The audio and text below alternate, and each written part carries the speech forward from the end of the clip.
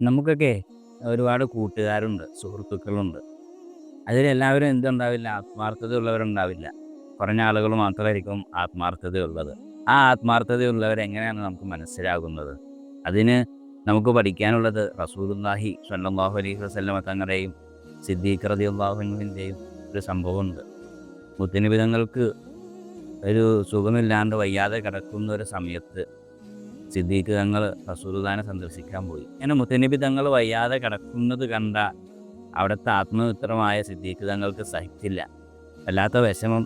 ഹബീബായ തങ്ങൾ ഇത്ര വയ്യാതെ കിടക്കുകയാണല്ലോ എന്നോർത്തിട്ട് സങ്കടപ്പെട്ടുകൊണ്ട് റസൂലുള്ളാഹിൻ്റെ അടുത്ത് ചെന്നിട്ട് ആ സങ്കടത്തോടു കൂടി തന്നെ വീട്ടിലേക്ക് പോയി. അപ്പോൾ സിദ്ദീഖ് തങ്ങൾക്ക് ടെൻഷൻ അടിച്ചിട്ട് രോഗം കൂടി. അങ്ങനെ രോഗത്തിലായി സിദ്ദീഖ് തങ്ങൾ വീട്ടിൽ എന്ത് ചെയ്യുന്നു, വിശ്രമിച്ചു. അങ്ങനെ കുറച്ച് ദിവസങ്ങൾക്ക് ശേഷം റസൂലുള്ളാഹിൻ്റെ രോഗം ശിഫയായി. പെട്ടെന്ന് തന്നെ സിദ്ദീഖ് തങ്ങളെ മുത്തുനബി തങ്ങൾ അന്വേഷിച്ചു. ഉടനെ തന്നെ സിദ്ദീഖ് തങ്ങളെ കാണാനില്ലാത്ത മുത്തുനബി തങ്ങളോ സിദ്ദീഖ് തങ്ങളുടെ വീട്ടിലേക്ക് പോയി. സിദ്ദീഖ് തങ്ങളുടെ മനസ്സിന് വല്ലാത്തൊരു ആശ്വാസം, വല്ലാത്തൊരു സന്തോഷം. എന്താ കാരണം? എൻ്റെ ഹബീബിൻ്റെ രോഗം മാറിയിട്ട് എൻ്റെ അടുക്കലേക്ക് വന്നല്ലോ. എന്തൊരു സ്നേഹമാണ്, എന്തൊരു മഹബത്താണ്.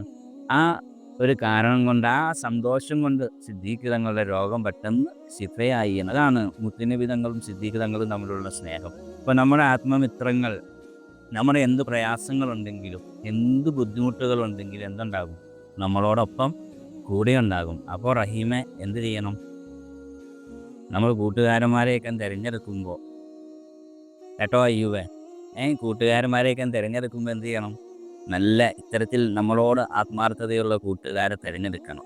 നമ്മുടെ കൂട്ടുകാരന്മാരെയൊക്കെ അള്ളാഹു നല്ല യഥാർത്ഥ സ്നേഹമുള്ളവരിൽ ഉൾപ്പെടുത്തി നമ്മളോട് എന്നും കൂടെ നിൽക്കാൻ തൗഫീക്ക് ചെയ്യുമാറാവട്ടെ.